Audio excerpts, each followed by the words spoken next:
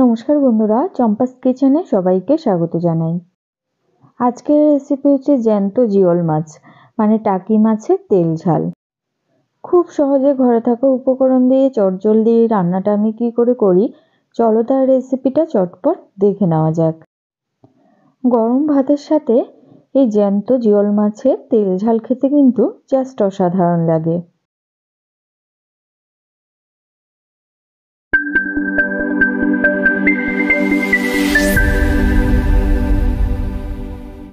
বাবা বাজার থেকে বেশ কয়েকটা জ্যান্ত টাকি মাছ বা ল্যাটা মাছ নিয়ে এসেছিল।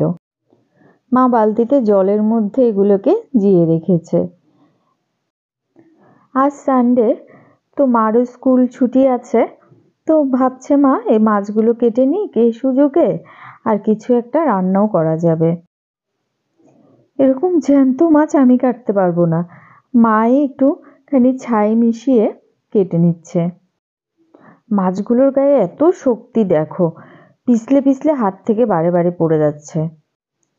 এই সমস্ত কাজ মারাই করতে পারবে। সত্যি আজকাল আমাদের আর ধৈর্য নেই এগুলো করার। মা বলছে এখন আমার হাতে জোর কমে গেছে বলে পালিয়ে যাচ্ছিস, আগে কত বড় বড় মাছ কেটেছি। বেশ কিছুদিন ধরে মায়ের হাতের ব্যথা, তাই খুব একটা শক্ত ভারী কাজ করতে পারছে না। তাও বাবা যেহেতু বাজার থেকে নিয়ে এসছে মাছগুলো কাটতে হবে বলে কাটতে বসছে। সত্যি সন্তানদের মুখের কথা ভেবে না বাবারাও বাজারে যা পায় সমস্ত কিছুই নিয়ে আসার চেষ্টা করে। আর মায়েরও যত কষ্টই হোক না কেন একটুখানি কেটে বেছে রান্না করে খাওয়াতে মন চায়। তো মাকে বলছি, মা তুমি যতটা পারো কেটে পরিষ্কার করে দাও, রান্নাটা আমিই করে নেব। মা মাছ কাটছে, আমি একটুখানি ভিডিও তোমাদের সাথে শেয়ার করে দিচ্ছি। সচরাচর এই জ্যান্ত মাছ কাটা তো দেখা যায় না, তো আমি একটুখানি কিভাবে কাটতে হয় সেটা শিখে নিলাম। মা বলছে এই মাছের মাথাতেও নাকি প্রচুর আঁশ থাকে, তো অনেকটা শোল মাছের মতো হয়। ভালো করে আঁশ পাখনা ছাড়িয়ে ভেতর থেকে নাড়ি ভুড়ি আর পিত্তটা ভালো করে বের করতে হবে। এবারে যে যার পছন্দ মতো ছোট বড় সাইজ করে পিস করে নিতে হবে। তারপরে ভালো করে নুন দিয়ে ঘষে ঘষে মাছগুলোকে পরিষ্কার করে নিলেই চলবে। দেখো কাটার পরেও ওগুলো লাফাচ্ছে।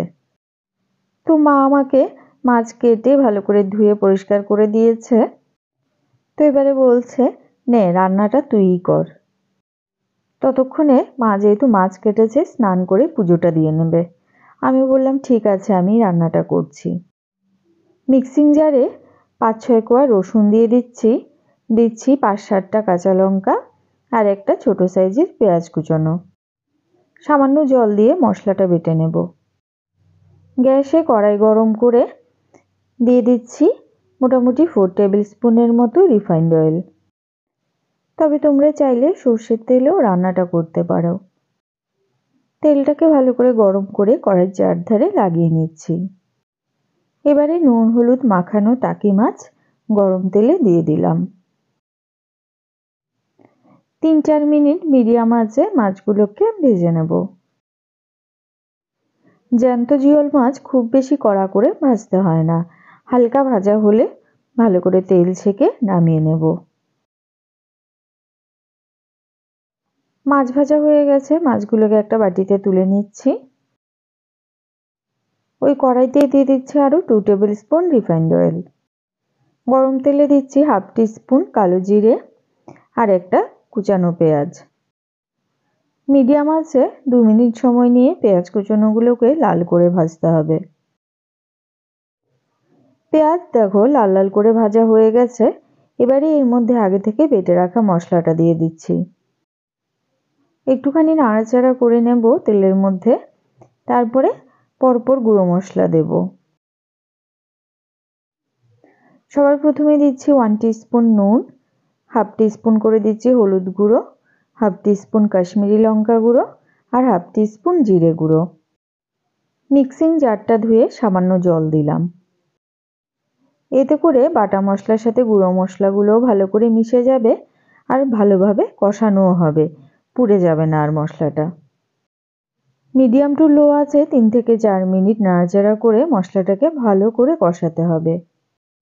এবারে এর মধ্যে ঝোলের জন্য 1 কাপ জল দিচ্ছি।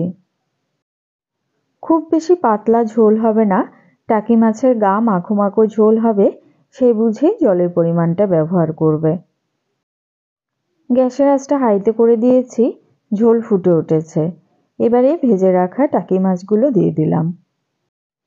আমাদের চ্যানেল চম্পাস কিচেনের রেসিপিগুলো যদি তোমাদের ভালো লাগে তাহলে অবশ্যই চ্যানেলটাকে সাবস্ক্রাইব করে নেবে এবং পাশে থাকা বেল আইকনটাকে প্রেস করে দেবে। এতে করে যখনই আমি নতুন ভিডিও আপলোড করব সাথে সাথে নোটিফিকেশন তোমাদের কাছে পৌঁছে যাবে। কথা বলতে বলতে এদিকে ঝোলের মধ্যে কয়েকটা চেরা কাঁচা লঙ্কা আর কিছুটা ধনেপাতা দিয়ে দিলাম। নুন ঝালটা অবশ্যই যে যার স্বাদ বুঝে ব্যবহার করবে, তবে এই রান্নাটা একটুখানি ঝাল ঝাল হলেই খেতে বেশি ভালো লাগে। লো ফ্লেমে মোটামুটি 5 মিনিট জাল করার পরে দেখো ঝোলটা বেশ ঘন হয়ে গেছে আর ঝোলের উপরে খুব সুন্দর করে তেলও ভেসে উঠেছে। এই সময় গ্যাসের আঁচটা অফ করে দিলাম। জ্যান্ত জিওল টাকি মাছের তেল ঝাল গরম ভাতের সাথে পরিবেশন করার জন্য একদম রেডি।